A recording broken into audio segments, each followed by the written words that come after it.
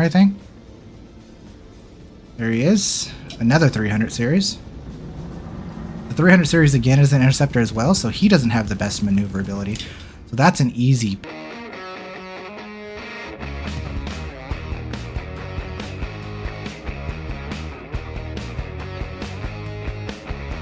What up? It's your boy Astro Manny here, back at it again with another video. Welcome back to Star Citizen bounty hunting. We're gonna fly some ships today and tomorrow and a couple other days, and we're gonna have some fun doing some space bounty ship combat. And you know, if you like that sort of thing, make sure you smash that like button, leave a comment down below, and subscribe. And also hit that notification bell so you know when I go live. We go live just about every single day. And hit that join button to become a member for double giveaway chances and more.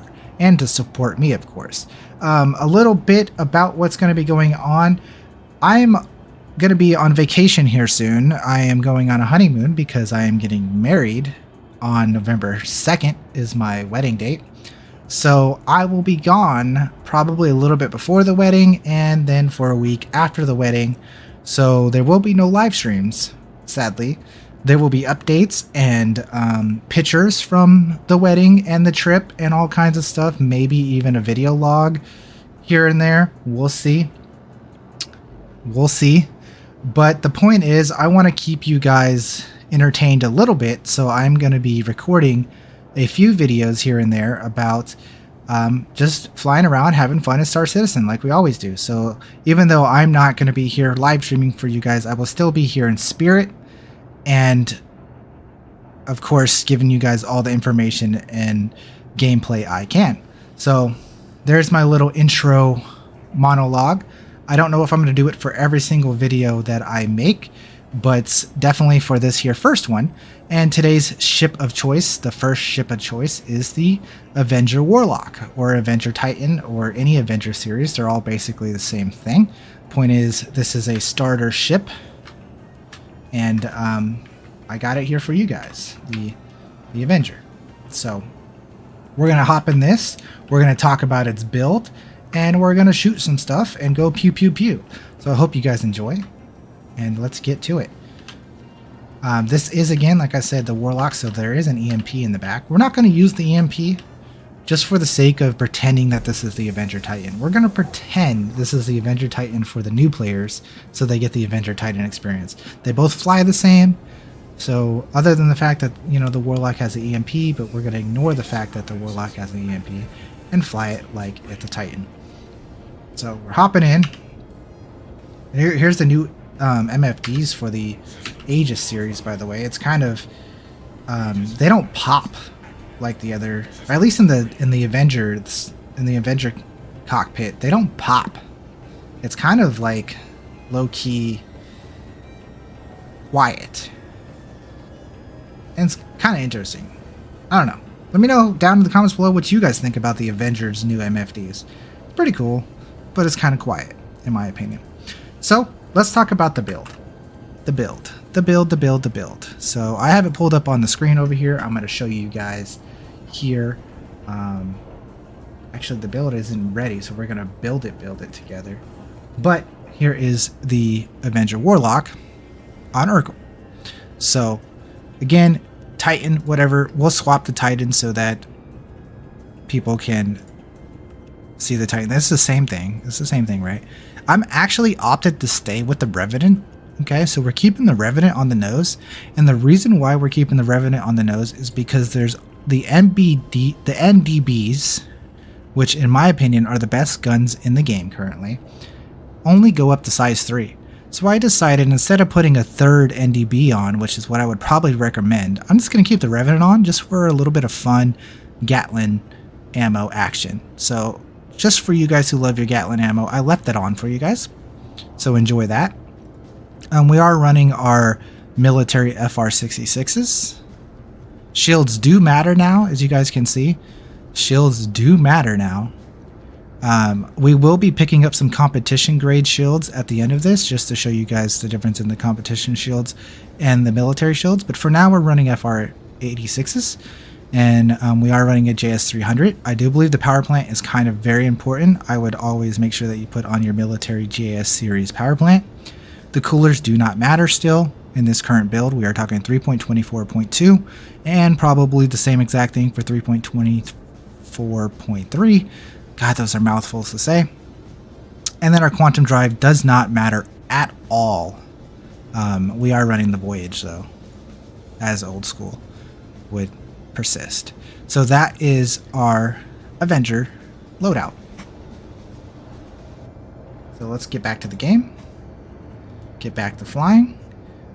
We can see our power management here. We're going to have our target or our self-targeting here, and we're going to have our target in the top right because I like to use the MFD casts, and that leaves everything particularly safe and sound. Let's open these loud hangers and start our business. I do not know if our server is good or not. Probably should have done that before we started recording, but you guys know how we do it here in the Astro mercenary town. We kind of just go with the flow and we make it work. We're going to do bounty hunting. We're going to be doing every ship, I believe. Mostly every single ship that we do, we're going to do HRTs because HRTs are fun. This isn't about making money. This is about showcasing the ship and having fun. Since we are in the Avenger series, which is a starter-friendly ship, I am going to be doing a somewhat of a tutorial. I'll talk about what I'm doing while I'm flying. I am using sticks and not mouse and keyboard, so it will be kind of related around sticks, but the combat tips and tricks I'm going to be giving are going to be universal. So whether you're flying with sticks or mouse and keyboard or controller, most of the tips I'm going to be giving are going to be universal. And I'll try to take it slow so that we can all have this information. The first tip I'm going to give you, since we're going to Yella, is my favorite tip I like to give everyone. When you fly into Yella or any place that has asteroid fields or an asteroid belt, or really anywhere, you should know that OM1 and OM2 are the north and the south poles of the celestial body. So going to OM1 or OM2 is always a great way to start off your trip. Particularly in an asteroid field, going to OM1 or OM2 makes it when you quantum in to the asteroid belt that you are above the asteroids. So you are not going to be flying directly in the asteroid field until you get closer to the target, as you can see. So you're safe from running into invisible asteroids or even asteroids that are just right in front of your face. So that is my tip that I always like to give. Always quantum in from OM1 or OM2. And of course, when you quantum in from OM1 and OM2, the enemy gate is always down. So let's get into our first pew pew and have some fun. We are in a interceptor. So if you guys know what you're flying, the Avenger series are interceptors, okay? That means they fly really, really fast in their forward direction, but do not turn and switch directions very quickly. So the goal is to use our speed as advantage and not try to dogfight too much. So we are going to do a little bit of somewhat jousting. It doesn't necessarily need to be too much jousting when you're playing against computer, but like I said, we do have a much more faster ship, but it doesn't have that good of turning capabilities. So we're going to be going up against our Cuddy Black here as our first little target. There's also, it seems to be a glaive. So actually I'm swapping to the glaive because that's the most dangerous target. Okay. So you see how I can't get my ship to use its up thrusters to change its vector? I need to use my actual back thrusters to get my vector to change more efficiently. And the glaive is way up here. So we're going to go here. The first tip I'm going to give you guys is keep your pip at a 90-degree angle. You want to rotate so that your pip will always be at a 90-degree angle straight up on your screen or straight down on your screen. You want to use your pip or your pitch. You want to use your pitch to aim. So we're going to sit here and we're going to just use pitch as our aim and then light them up. And you see how the ESP and the auto aim correction helps us out a lot. And we just light them up and try to keep it at directly 90-degree angle, and everything lines up perfectly fine. And we get rid of the scary glaive quite quickly. We move on to our next target, and again, using our pip at a 90-degree angle as we follow through. I do have 2 pips because I have 2 different weapon speeds. The Revenant shoots a little bit slower than the NDBs, so that's how you can see that the Revenant cannon Gatling gun is at a different speed a little bit. So we try to keep, again, 90 degrees. You see how I'm using all my pitch power as my aiming? All the pitch power. That's the best way to keep on target and deal that damage. There you go. Bounty complete. We even soft death him. We can even check if the Cuddy Black has cargo afterwards, because there's a good chance the Cuddy will have cargo. There's a good chance this 300 series will even have cargo. And we just hold on completely at our pitch angle, and we fully blew that 300 up. Whoops. Oh well. There's still 1 target in the air, I think. There he is. Another 300 series. The 300 series again is an interceptor as well, so he doesn't have the best maneuverability. So that's an easy pick, as you see. They're also very squishy, the 300 series. That 300 series did have cargo. You can see the cargo floating in air on the radar. If you look real closely on the radar, you can see there's a box on the radar. Does it matter what the box is? Probably not. I don't really care. But what if it's Weevil Eggs? The scan says it's neon. That's 9K. That's 9K sitting in that ship. And then over here, in our Cuddy that we killed, we'll make sure we get the scan perfect. It seems scanning worked really well in this patch. We'll swap over to cargo, and the Cuddy has no cargo at all. So, no cargo in the Cuddy. That's okay. So my big tip for today's battle was keeping your pip at a 90-degree angle, so you use your pitch. Only use your pitch, if possible, to line up your aim. Let's do one more fight to make it do it twice to prove that it's true. We have a location on Daymar to go to. This is actually important because we fought in the asteroid field here on Yella. Now we're going to go to Daymar and fight in Atmo. And that is something I wanted to touch on in the Avenger series. The Avenger series is not very good in atmosphere. So, it's a good thing to have this in a video, is that I don't recommend dogfighting, if possible, in Atmo with this ship. I mean, if you have to, you have to. But you really can't take advantage of your speed all too much when you're in Atmo with the Avenger, because it just does not like the turn. The best way to get your ship to turn in Atmo is to stay below your SCM speed. So being at 200 meters a second and lower will allow your Avenger to turn a bit sharper and not be affected by the wind too much or the atmosphere. But again, that gets away of, or that takes away the fact that we're in a fast ship that allows us to take advantage of speed. So when you're in Atmo, you basically lose your advantage. So look how fast we can go in the Avenger series, up over 1200 meters a second. We fly in really quickly. We're going to drop into SCM speed so that we can talk and stuff.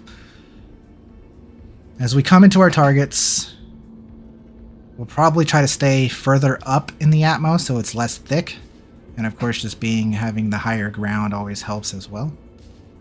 We still have quite a bit of bullets left in our Gatling gun, so no worries there. We have a Freelancer. I can't tell what that ship is. That's a Hurricane. Ooh, fun. A couple shots being missiles that might be coming off on us. We'll just get this freelancer out of the way because he just seems to be sleeping. Always rotate so it's 90 degrees. Oh, we have some ship teleportation. Are we gonna have to switch servers? We might have to switch servers, but that's okay. Star Citizen at its best. You know? Missiles are thrown at us. Make sure we flare those off. Do what we can to stay on this freelancer to get the kill before he teleports and gets his shields back. That's so annoying. And it's so scary because, like, you could crash into them. It is bad right now, guys. Holy crap. Okay. So hopefully it was just a freelancer doing silly things and everyone else is okay. Let's talk about some stuff here that will also help you as a new player. My next tip is, you can see right now that I'm 2K away from the target, and that the pip, when I go on the pip, it turns green, right? So even being 2K away, the pip will tell you, hey, if you're aiming at me, it's gonna hit. Well, guess what? If you're 2K away and you're fighting something as small as like a hurricane, you're not gonna hit it from 2K away when you're aiming at the pip. So hold your fire and don't waste ammo when you're 2K away. Wait till you're at least 700. I would say get within 800 meters of a target before you start unloading, if they're as small as something like a hurricane or a small fighter. Bigger ships you can start firing from further away, but like a hurricane, I would consider that still being, even though it's a heavy fighter and it's a multi-crew, it's relatively got a small cross-section. So the closer you are to the ship, the easier it is to make contact. And it's hard to show this off with teleporting enemies. We're going to swap servers next time. But point is, to land your shots, be within 800 meters, 700, 600, as close as you can get where you're comfortable. Of course, you being that close means that they can shoot you as well, but you got to be better than them. And I believe in you guys. You guys can definitely be better than them. And we're just going to try to find the target because I'm done with this server. This is my least favorite thing of all time, is doing ship combat with teleporting enemies. Like, if one thing in the world pisses me off, Chris, it's desync in spaceflight combat. It's unacceptable. And there's my little rant of hating on Star Citizen. But the game's still fun. And you know what you do to fix this? You just go swap servers.